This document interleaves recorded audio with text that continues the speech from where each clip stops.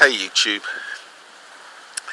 The Jehovah's Witness organisation is just a business masquerading as the only true religion on earth, and that is its sales copy, its unique selling point. For this group to survive in a crowded market of thousands of denominations, it has chosen an aggressive promotional strategy of going door to door and distributing printed materials that its unpaid labour force actually pay for. And until now, the governing body has been wildly successful. Each year this cult earns at least 1 billion tax-free American dollars. It achieves this by recycling old information, old news, but insisting that its members worldwide purchase every release and by creating an internal environment that encourages sales and glorifies the best, most dedicated salespeople. Those that recruit new salespeople and new customers are lionised and supported whatever they do in their private lives, whilst less productive sellers can be discarded for the smallest reason. Like any sales group, many hours are spent training the sales force in being more effective, and like any corporation, it collects, collates and protects its management data, hence all the time reporting and always the stress to do more. The organisation, in order to maximise its profits, encourages substantial gifts from its elderly members in particular, but also regularly fosters the end of the world scare tactic to increase numbers and boost short-term earnings.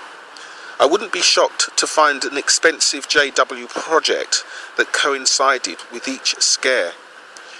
Just ask Harold Camping how profitable scaring people with Armageddon is. Witnesses might laugh at Camping, but their organisation has done the same thing for many years, with a much lower campaign spend and a much longer campaign build-up. I really think this business is that cynical. It uses unpaid child labour as blatantly as any sweatshop. In fact, sweatshop workers, they get a salary. Because they don't pay their sales force or even cover their expenses, the organisation has to enforce overwhelming discipline and control over its effectively slave labour to stop them defecting.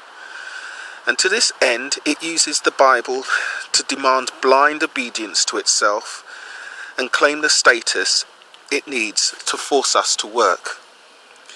Now let's be honest here. There are thousands of ways to manipulate the Bible to support anything you like. Westboro Baptist Church is Bible-based, so are the snake handlers, Catholics, branch Davidians, but there's no way of definitively proving who is biblically correct. The JW organisation has taken the bits they like and forbidden their army of dedicated salespeople from seeing anything else. They then exploit their dedication and empty the pockets of the sheep, and like any business, they demand corporate loyalty, protecting the high performers for as long as they perform and spitting them out when their activity and sales targets are missed. I'd really like to know where the money goes.